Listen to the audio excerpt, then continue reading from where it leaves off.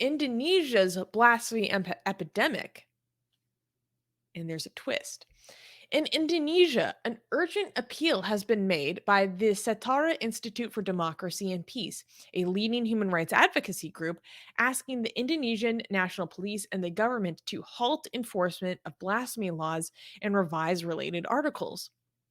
The plea comes as Indonesia, a Muslim majority country with diverse religious demographics, faces increasing controversy over the interpretation of its blasphemy laws.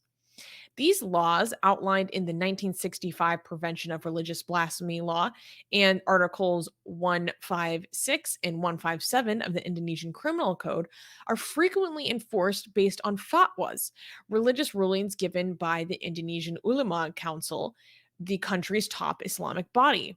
However, groups like Setara Institute argue that these fatwas often represent the views of a single religious body and should not serve as the legal basis for government action, as it undermines diversity and freedom.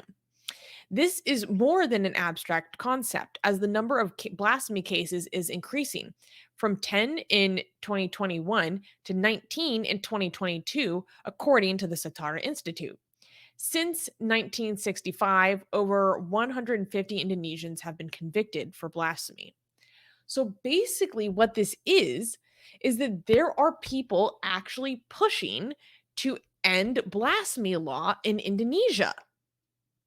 So there are people saying, like, hey, the rates of these blasphemy incidents are increasing, basically, typically because you see more of them in the digital space and then they go viral, and then lots of blasphemy increases as or accusations of blasphemy increase as people garner more access to digital means, right? And so there is a push within this human rights advocacy group and also thought leaders in Indonesia asking the police to not enforce these articles of the penal code. And the article I read about this is really interesting because they talk about how basically we shouldn't have a blasphemy law. It's unfair. It's used to take out personal disputes. And they also raise the question of when there are that the police are basically giving deference to the Indonesian Ulema Council because the police will use the rulings of the Ulema Council to help inform their investigations. And people like the people working at this institute are saying that's actually unfair because that is privileging one specific viewpoint, that is privileging one specific religion.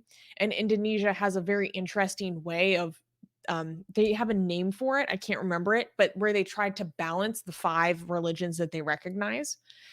And so this group and other activists are pushing to end the blasphemy law. And they're saying, okay, to actually repeal this area of the code or to repeal the law and then to also repeal these areas of the criminal code would probably like it takes a long time, right? And it would be an uphill battle. So they're explicitly asking the police in the meantime to just not enforce these laws. Is it going to happen, or is it just a request that it's going to go nowhere? I don't know, but I love the push. I love the incentive, right? Like, and it wasn't just the Setara Institute. There were other groups who joined in this joint statement asking the president I'm not very up. explicitly. Can I? I'm sorry to be. You know, this. I mean, I don't think it's going to go anywhere. It just seems like a statement that is going to be like ignored, given what's recently been happening in Indonesia. I mean, they have added some laws that is so against the interest of the economy in Indonesia and pro-Islam, pro-enforcing Sharia, that it just seems Indonesia is like, when it comes to its legal system, is prioritizing ideology over many other things. So I don't see how this they would take this seriously. If anything that we have seen in the recent um, years as the trend in Indonesia, anything to go by, then it seems like this is just a statement. Like this is not something that's going to have any effect. But again, I don't know. Maybe I'm wrong. Mm. Oh, Adam from Malaysia is telling us that Setara means equality. Cool. I just learned something today. And Oh, Space yeah. Elia is saying no matter how it goes, at least they try. And D is saying at least it brings attention. Yeah. Yeah, but again, I mean, it's just, I mean, it's good. I'm not like trying to dismiss the work of these people, but I just wanted to make sure that we don't get people's hopes up. This is just a statement by an organization. Well, it's more than a statement. Like they're actually like trying to push for this very strongly, like working with thought leaders and people in the government. That's what it sounded like because they made this statement at a um ceremony where actually the president was in attendance. Um but I love the effort. Like I love seeing people openly doing at least something to try to repeal blasphemy laws. Yeah. In most countries, you don't see anything like this. So I'm going to celebrate it, even though Armin is, I don't want people to get their hopes up.